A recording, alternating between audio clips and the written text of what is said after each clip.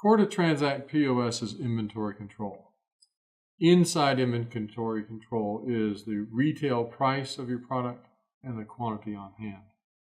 Keeping those two values accurate and up to date is certainly important. Within the wireless application, we allow you to quickly update retail prices with a couple settings within the wireless unit and also do a physical inventory simultaneously. What you and I want for our customers are accurate retail prices, current on hand so we know exactly how many we have on hand, clear and accurate prices displayed on labels that are on the bin label for the product. And if we can, have location codes for those items so that when inventory is being put back in place, that clerk knows exactly where it goes. An additional feature of, for instance, getting location codes is the ability to look at performance by location. Is this particular location holding its own and producing the profit that you and I would like? So inventory, certainly core to TransAct, retail prices that are accurate and on hands that are accurate. How do we get there? We do that through cycle counting and the physical process of doing that. The rest of these videos review in detail how that works. To begin the process of doing a cycle count within TransAct, we're going to first go to the desktop application.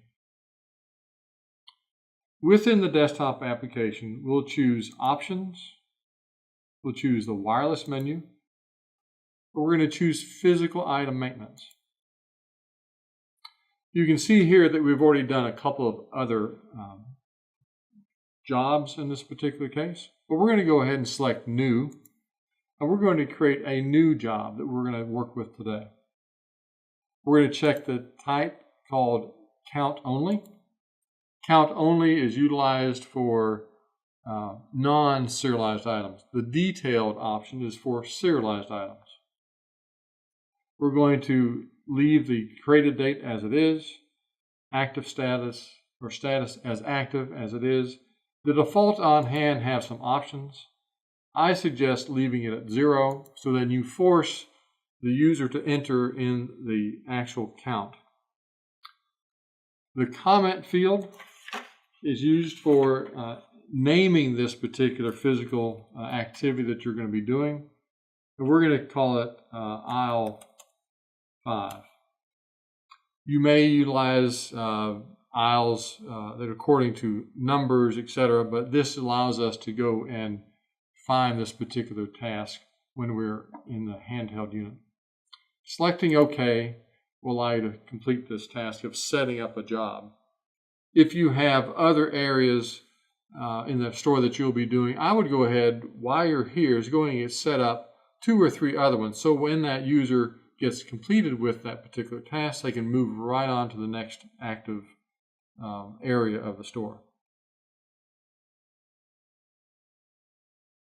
Next, we'll go to the wireless device itself. You'll go in the TransAct PDA or handheld device. Once you get logged on, you'll select Adjustments. You'll select Physical Inventory. Enter in your user ID and select OK. As you'll see, the aisle 5 now appears on the listing. You'll simply tap it, select the Select button, and here comes the entry screen. We're going to go ahead and scan an item. I have a command hook. There's the scan. Now, this particular Cipher Lab, when you scan, you're probably at least 10-12 inches away, and the little red dot, just put it on the UPC or that barcode and it'll locate the item.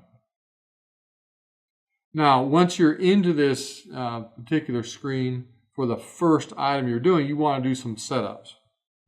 You see the auto label and auto location fields. What we want TransAct to do is allow you to update the price to the current catalog price and also take a physical count. The particular screen we're in is going to go ahead and do the physical count component, but the auto label is the directive to go update prices as they're available. And we'll go look at some samples of retail price updates and what that means in the background here in just a moment. So in the setup, I've scanned an item. I go to auto label. I choose always print. That means always print a label every time I scan something, and it's going to go ahead and update the retail price. So as soon as I tap this button, this particular item will have its price updated. There is one component that says I've set my item to a particular price. I don't want anything to change it. So on the general screen, and we'll touch on this in just a moment, of inventory, there is an option that says no mass price. If that is checked, this particular item would not be updated, and others that you would scan in the future. So we'd select OK. The auto label turns green. Next, we're going to go to auto location. Many stores would desire to have a location code, but it's a difficult task to do, as I think. But as we do this physical inventory, we are not only updating retail prices, but also associating a location code. I'm going to go ahead and type in just a simple 120 as a location code. Typically, location codes are by 4-foot sections. And then I'm going to select OK. So now I have a green auto label button and a location button with the 120 in small print above that, so you know exactly the location you're using. The next prompt is in the center is on hand. I'm going to change that to say, we have 6. And as we select save, the system will save it and will automatically print a label, as we see here. The system then goes back to enter item. Now we can go ahead and scan the next item, and the system will automatically update the retail price. It'll apply a location code, print a label, and then also ask in that sequence, how many do I have on hand? So all it is now, once that is set up, is you scan the item. As you see, the auto label and location are indicated, so green is good. We're going to indicate either tapping the up and down arrow or pressing simply 5 and hitting enter and enter on the handheld unit. It prints a label. Here comes the label, next item. So then we would go on, say, to the light bulbs. Scan the item. It is already applying and updating prices, and I have 12 of those. I can enter 12 and a couple enters or hit the save button on the screen. It automatically updates, automatically prints a label. So those sequences are automatic and makes you very efficient once you get the system set up and allows you to move forward. Now, once you have completed this particular 4-foot section, but you're still, say, in aisle 5, what you would want to do is change the location code. You would scan the item, go up to and let's just do it. We'll scan this. We can tap on location code. It goes off. We press it again. It says, what's the new location code? We'll say 122. We select OK. And then we can select save. It asks if we want to zero this. We say no. And it will print a new label for the location code. So it allows you to change location code on an item, not get rid of a posting of a quantity, but then have your information correct. Once you are finished with this process, the whole aisle, you select close. Then we'll move on to the desktop application, which actually then updates the current on hands in the system. Once we return to the desktop application under Options, Wireless menu, Physical item maintenance, we're going to choose aisle 5. We're going to go to Properties, and we can review count. Review count allows you to display this, and we're going to choose all, and we're going to choose display. This is a review of the activity that we had for the scan we just did for aisle 5. That first item, the light bulbs, indicates that when we first came into the system, we had 1 in stock. We did do a physical count of 12, which would mean that you're going to have an adjustment or a variance of 11. So at that moment, there was an adjustment of 11. If someone comes and purchases product now or then receives product, that has no bearing on the end calculation when this quantity is being posted to the system, because the variance is always going to be 11 from that moment. The next items, the command design hook had 1 in stock. We had a count of 6, so the variance would be 5. Whether I had sold some of those or brought in some of those items to inventory, it will not make any difference as to the variance calculation that we have. So once this is completed, we will, actually one more note is if we look at the flapper valve, we had 0, we counted 5, so the variance is 5. Pretty straightforward on that one. So to get this posted to the system, because we do not have any changes on hand at the moment, once you exit that, you can print this for your administrative purposes so you know the physical count changes that you made. Then you're going to go down to Post Adjustments.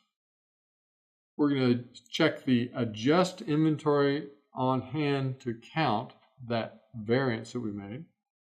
We're going to Post Adjustments. We're going to indicate yes. Posting complete. Do you want to mark it as completed? Yes. So when you go back in the handheld unit to look for aisle 5, it's not going to be there because you already did that job. It will not show on that listing. That's where the active button, when the original setup allows those active jobs are actually the ones that appear on the wireless unit.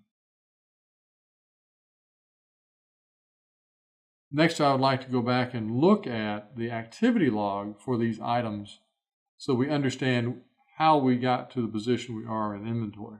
So if we go to the command hook, so I'm going to go to inventory file.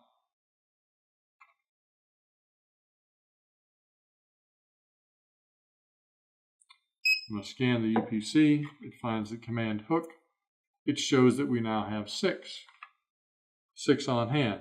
Under reports, adjustments, we can go and see the physical adjustment we did. So here on October 9th, we see a physical adjustment, the variance amount of 6 that we had, that then brought us to the quantity of 6.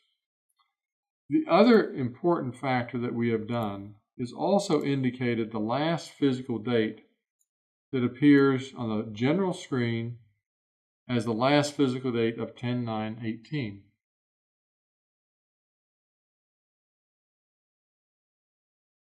I'd like to show you what we were talking about earlier about the updating of retail prices and what is the source of those retail price updates.